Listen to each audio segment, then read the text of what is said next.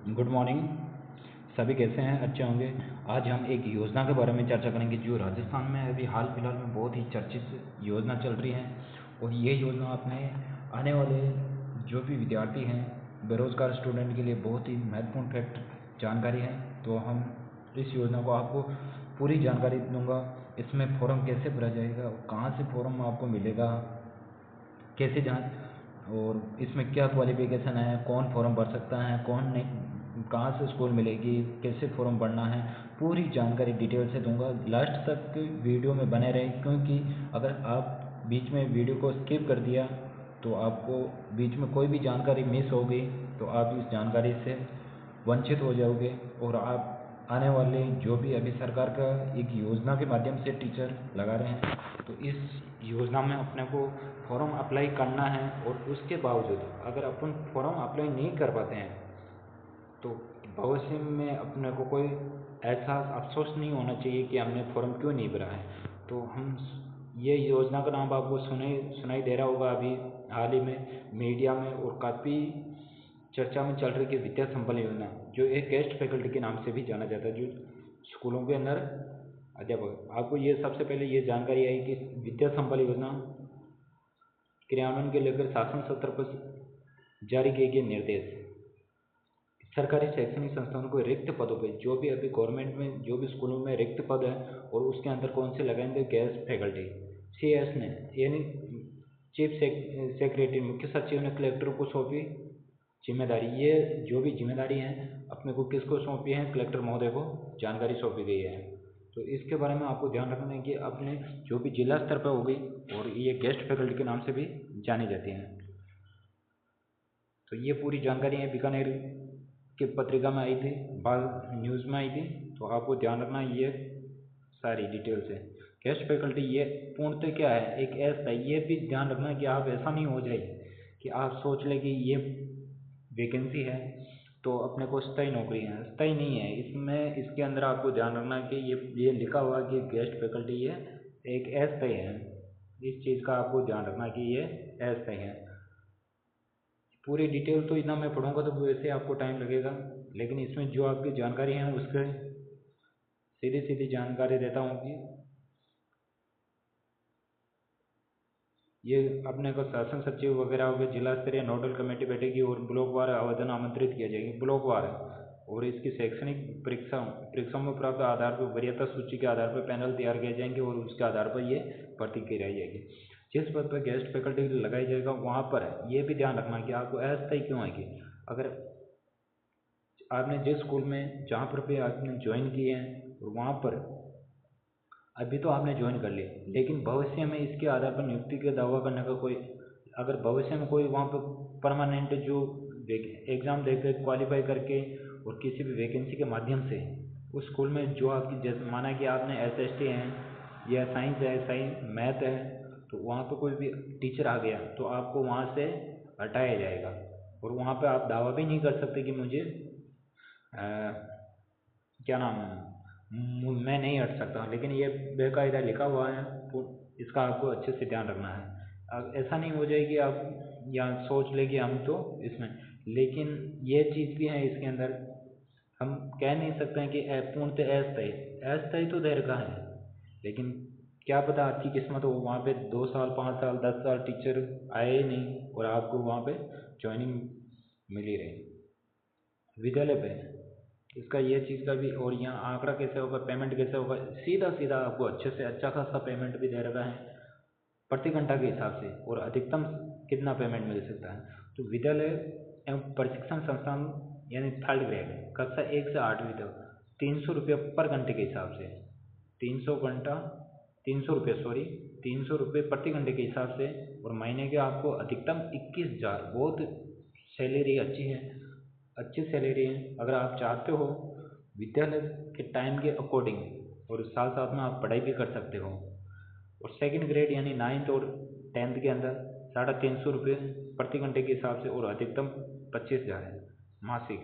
और first grade के हिसाब से आप देखें तो 11th और 12th को 400 रुपये प्रति घंटे के हिसाब से, अधिकतम 30,000। आपको ये सैलरी है, इसमें आपको बहुत ही अच्छा फ़ायदा है।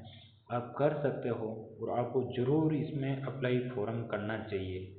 ऐसा नहीं हो जाए कि भविष्य में क्या पता आप अप्लाई नहीं करें और भविष्य में इसको संविदा वाले को तय कर दें। तो इस वैकेंसी और वैसे भी है, अगर नहीं भरेंगे तो इसका एक लिखित तो विरोध होना चाहिए। मैं इसका विरोध करता हूँ। आने वाली भर्तियों में नुकसान होगा इसका, क्योंकि गवर्नमेंट निकालने का बहुत रेयर चांस करती हैं। तो ये चीज़ आपको अच्छे से ध्यान रखनी है, ठीक है ना। प्रयोगशाला, अब प्रयोगशाला सहायक आप डिप्लोमा वगैरह वगैरह और का है तो वहाँ पर भी आपको 300 रुपये दिया जाता है। विश्वविद्यालय कॉलेजों के अंदर सहायक आचार्य के अंदर 800 रुपये प्रति घंटे से और 45,000, ये बहुत ही अच्छी सैलरी है जो अभी टीचिंग एसोसिएशन वाला चल रहा है उसके अंदर। और इसमें भी विद्या संबल में गेस्ट फैकल्टी में भी आए हुए हैं। सह आचार्य हैं 1,000 रुपये प्रति घंटे के हिसाब से, तो आचार्य यानी 1,200 रुपये 60,000 से। ये सैलरी कोई कम सैलरी नहीं है। आपको इसको अब करना चाहिए और हर चीज़ में ध्यान रखना चाहिए था, ठीक है। ये और अब मैं इसके आगे के बारे में पूरी जानकारी दूंगा कैसे क्या करना है आपको। ये तो आपने एक न्यूज़ के माध्यम से जानकारी ले ली, और ये अभी अभी अभी ये भीलवाड़ा के अखबार में आई हुई है। विद्या संबल योजना आवेदन आज से और 31 को जारी होगी सूचना। जो 31 अगस्त है, अभी 31 अगस्त को जारी होगी सूचना, ठीक है। ये ध्यान रखना, जारी होगी सूची। भीलवाड़ा शिक्षा विभाग ने आवासीय स्कूलों छात्रावासों और विशेषज्ञ अनुभवी लोगों को गेस्ट फैकल्टी के तौर पर लेने की विद्या संबल योजना चालू की गई है। और ये योजना आपको ध्यान रखना, तौर पर लेने के अनुभवी लोगों को गेस्ट फैकल्टी के तौर पर लेने की विद्या संबल योजना के दिशा निर्देश जारी किए गए हैं। पात्र अभ्यर्थी सेवानिवृत्त शिक्षकों से आवेदन लिए जाएंगे। इसमें क्या रहेगा, पात्र अभ्यर्थी जिसके पास में बीएड हो, बीएसटीसी हो, तो वह अप्लाई कर सकते हैं। अगर सेवानिवृत्त शिक्षकों से भी आवेदन लिया जाएगा। पीओ सत्र पर स्कूल सत्र पर चयन समिति का गठन 24 अगस्त को हुआ था। और स्कूल और अधीनस्थ स्कूलों के शाला दर्पण पोर्टल पर दिख रहे हैं व्याख्याता वरिष्ठ अध्यापक और व्याख्याता वरिष्ठ अध्यापक सेकंड ग्रेड अध्यापक यानी थर्ड ग्रेड L1 L2 के रिक्त पदों की सूची प्रकाशित होगी। आवेदन की अंतिम तिथि, यह ध्यान रखना आपको, आवेदन की अंतिम तिथि 27 अगस्त है। कब है? 27 अगस्त 27 अगस्त है आवेदन की अंतिम तिथि। ऐसा नहीं हो जाए कि आप आवेदन भरना ही भूल जाए, ठीक है ना। तो अपन को इस वाली जानकारी को अच्छे से ध्यान रखना है। और मैं जस्ट आपको पूरा फॉर्म कैसे भरना है, क्या करना है, उसके बारे में जस्ट मैं जानकारी देता हूँ।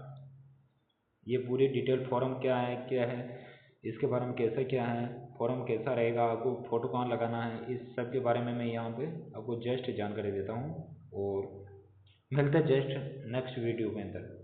धन्यवाद। अभी सभी दोस्तों के साथ में साझा करने का, ऐसा नहीं हो जाएगी ये वाली जो योजना है विद्या संबल योजना, इसको आप भूल जाइए, भूल मत जाना, गलती से भी आप भूल मत जाना। क्योंकि आप एक बार फॉर्म अप्लाई कर देना, नहीं भी जाए तो भी कोई प्रॉब्लम नहीं है, लेकिन एक बार आपको ज़रूर इसमें अपना भाग्य आजमाना चाहिए। मिलते हैं जस्ट इसकी पूरी डिटेल के बारे में आपको। ये रहा, आपको अध्यापक लेवल कक्षा 10 के हिसाब से आएगा तो 30%। और जो आपको अध्यापक बनेंगे थर्ड ग्रेड के, तो वहाँ पे 10th और 12th ग्रेजुएशन का कोई वहाँ पे आपको नहीं मिलेगा।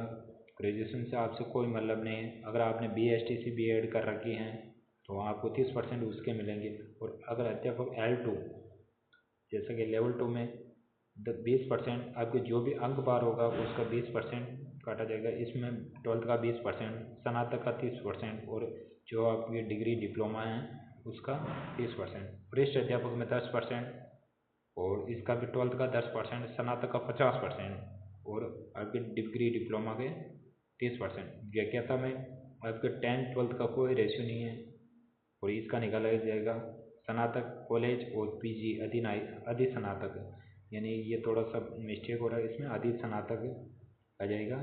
तो 50% और डिग्री का आपका 30%। धन्यवाद। और ये योजना आपके सभी दोस्तों के साथ में जो भी पढ़ने वाले स्टूडेंट हैं, जो योग्यता रखते हैं इस वाली को, तो आप जल्दी से जल्दी इस योजना का लाभ उठाएं और अपने नज़दीकी स्कूलों से संपर्क करें जहाँ पर आपके मिलने वाले अध्यापक होंगे।